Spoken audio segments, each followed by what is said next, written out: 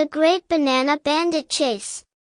In the lively town of Giggleton, something very unusual was happening. Every day, bananas were disappearing from the local grocery store, Auntie Mildred's fruit stand, and even from Mr. Chunk's monkey sanctuary. People were scratching their heads and wondering, who is stealing all the bananas? At the heart of this mystery were three curious kids: Max, a fast-talking jokester; Lily, a science whiz with a love for magnifying glasses; and Ben, a snack enthusiast who always had crumbs on his shirt. Together, they called themselves the Giggleton Sleuths. One sunny morning, as they sat in their clubhouse, they decided to solve the case of the missing bananas. "I bet it's the work of the Banana Bandit," Max said dramatically, waving a fake mustache he kept for emergencies. "There's no such thing as a banana bandit," Lily replied, adjusting her glasses. "It's probably a raccoon with a potassium deficiency." Or, Ben added with a dreamy look, "what if the bananas are running away to start a secret banana society?" Max and Lily stared at him. "What? It could happen." Ben shrugged, taking a bite of a peanut butter sandwich.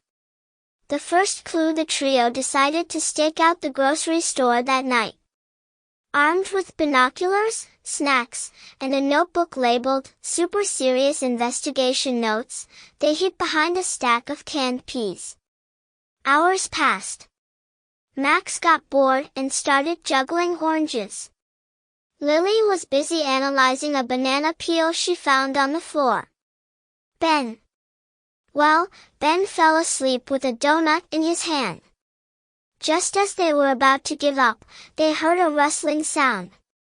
From behind the cereal aisle emerged the strangest sight they had ever seen: a raccoon wearing a tiny cowboy hat, pulling a wagon filled with bananas. "I knew it," Max whispered loudly. The raccoon froze, its little hat tilting slightly. Then, in a blur of fur and fruit, it bolted out of the store. "After it!" Lily shouted, grabbing her magnifying glass like a sword. The great chase. The raccoon's wagon wheels squeaked as it sped down the street, bananas flying everywhere. Max, Lily, and Ben jumped on their bikes and pedaled furiously. "It's heading for the park," Max called out, narrowly avoiding a puddle. As they reached the park, they saw the raccoon disappear into a large bush. The kids stopped their bikes and tiptoed closer. When they pushed the branches aside, they couldn't believe their eyes. Behind the bush was a raccoon-sized saloon made entirely of banana peels. Inside, several raccoons wearing tiny hats and boots were playing cards and sipping juice boxes. The walls were decorated with banana art, and a sign above the door read, "Banana Bandit HQ, members only." "This is amazing," Ben whispered, already reaching for a juice box. "Sure," Lily hissed. "We need a plan." The banana bargained before they could come up with one. The raccoons spotted them. The leader, the cowboy hat-wearing raccoon, stepped forward, holding a banana like it was a sword. "Squeak, squeak," it said, pointing dramatically. "What did it say?"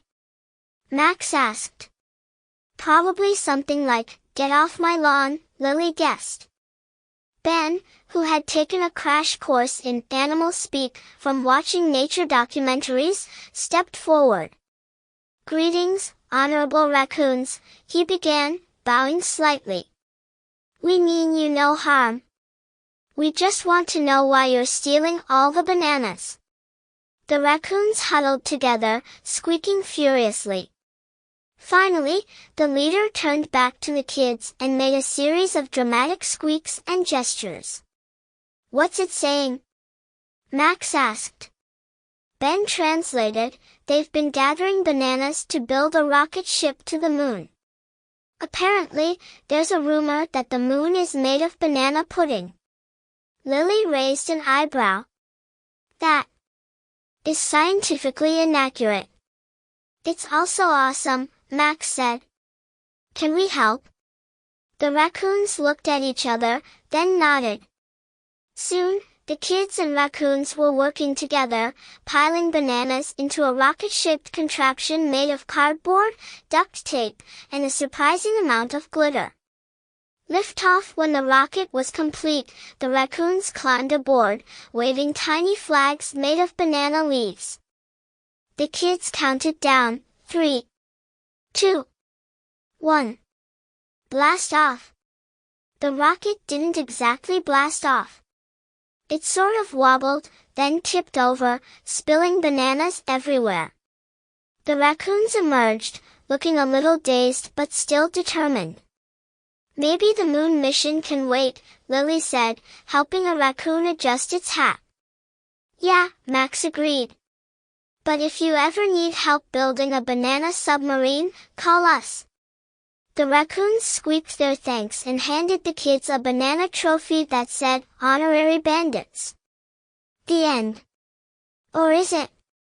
From that day on, bananas stopped disappearing, and the Giggleton sleuths became the town's official raccoon ambassadors.